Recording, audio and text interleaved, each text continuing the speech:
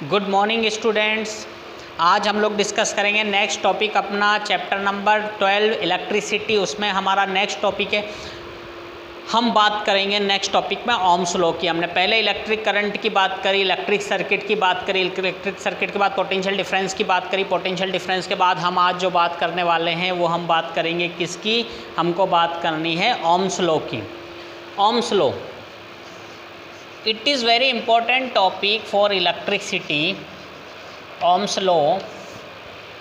Scientist George Simon Ohm gives a relationship potential difference and electric current. Scientist जो थे George Simon ओम, उन्होंने potential difference और electric current के बीच में एक रिलेशन दिया, उसको हम कहते हैं Ohm's law. According to Ohm's law, Ohm's law क्या कहता है? According to Ohm's law, in constant physical condition, किसी भी कंडक्टर वायर के लिए फिजिकल कंडीशन जब कांस्टेंट होती है, किसी भी कंडक्टर वायर के लिए फिजिकल कंडीशन जब कांस्टेंट होती हैं तो उस केस में potential difference is directly proportional to electric current. उस केस में क्या होगा? पोटेंशियल डिफरेंस जो है वो डायरेक्टली प्रोपोर्शनल होगा इलेक्ट्रिक करंट के। तो पोटेंशियल डिफरेंस को हम रिप्रेजेंट करते हैं V से। Potential difference represent by V and then electric current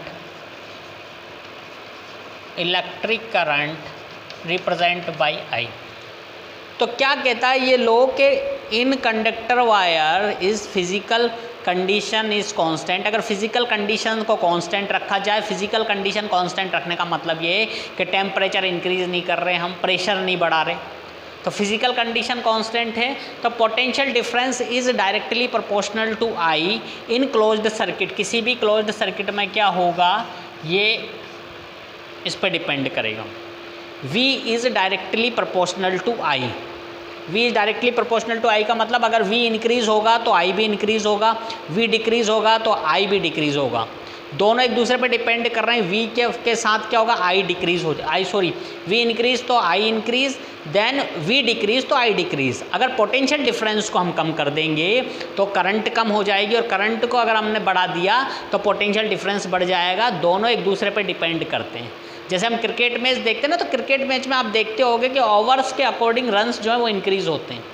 ऐसा नहीं होता कि 5 ओवर में 10 रन थे तो 6 ओवर में जाके वो 8 हो गए। इट इज़ नॉट पॉसिबल, ये पॉसिबल नहीं है। इसलिए ग्राफ जब भी बढ़ता हुआ ग्राफ बनता है। तो वही चीज़ यहाँ पे है कि V is directly proportional to I और V is directly proportional to I। तो जैसे ही प्रोपोर्शनल का साइन हटाएंगे तो V बराबर I R हो जाएगा।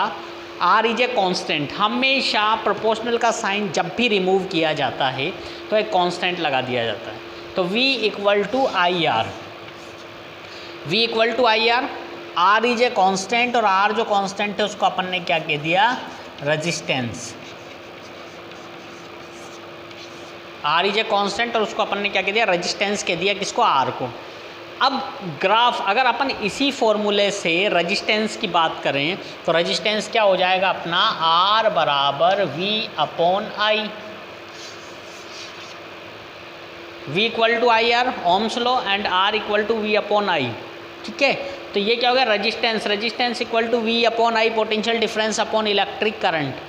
अब हो क्या रहा है? अब ये हो रहा है कि दोनों एक दूसरे के रेस्पेक्ट में इंक्रीज हो रहे हैं, दोनों एक दूसरे के रेस्पेक्ट में डिक्रीज हो रहे हैं। तो ग्राफ जब भी प्लॉट किया जाता है इसके लिए, तो ग्राफ प्लॉटिंग में आप एक चीज़ ध्यान रखिएगा कि ये आपका V हो गया और ये आपका I हो गया। दोनों एक दूसरे के रेस्पेक्ट में इंक्रीज हो रहे हैं, दोनों एक दूसरे के रेस्पेक्ट में इंक्रीज हो रहे हैं। इसका मतलब क्या है? दोनों एक दूसरे के रेस्पेक्ट में इंक्रीज हो रहे हैं। हमेशा ग्राफ कैसा बनेगा? स्ट्रेट लाइन, इंक्रीज लाइन बनेगी, स्ट्रेट लाइन बनेगी।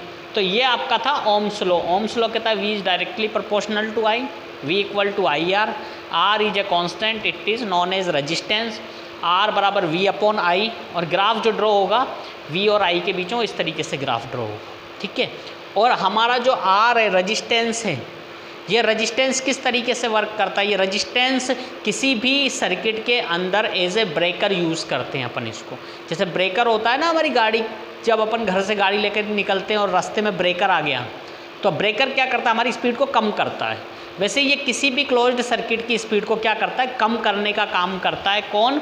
रेजिस्टेंस। तो रेजिस्टेंस एक्चुअल में क्या है? रेजिस्टेंस एक्चुअल में एक ब्रेकर है जो ब्रेकर की तरह वर्क करता है इलेक्ट्रिक सर्किट के अंदर, और ब्रेकर की तरह वर्क करेगा मतलब इलेक्ट्रिक करंट की वैल्यू को कम करने की कोशिश करेगा, सिर्फ कम करेगा, रोकेगा नहीं, सिर्फ कम करेगा, हल्का सा कम कर देगा। और जो आर रेजिस्टेंस है इसका जो यूनिट होती है वो होती है ओम, क्योंकि ओम ने जो है वो नियम दिया है, ओम ने बताया है कि ये कांस्टेंट है, इसलिए इसको का जो यूनिट है वो भी ओम हो गई, उसको इस तरीके से रिप्रेजेंट करते हैं। It is the basic knowledge, it is the knowledge of Ohm's law. ये हमने डिस्कस किया पूरा आपका ओम्स लॉ।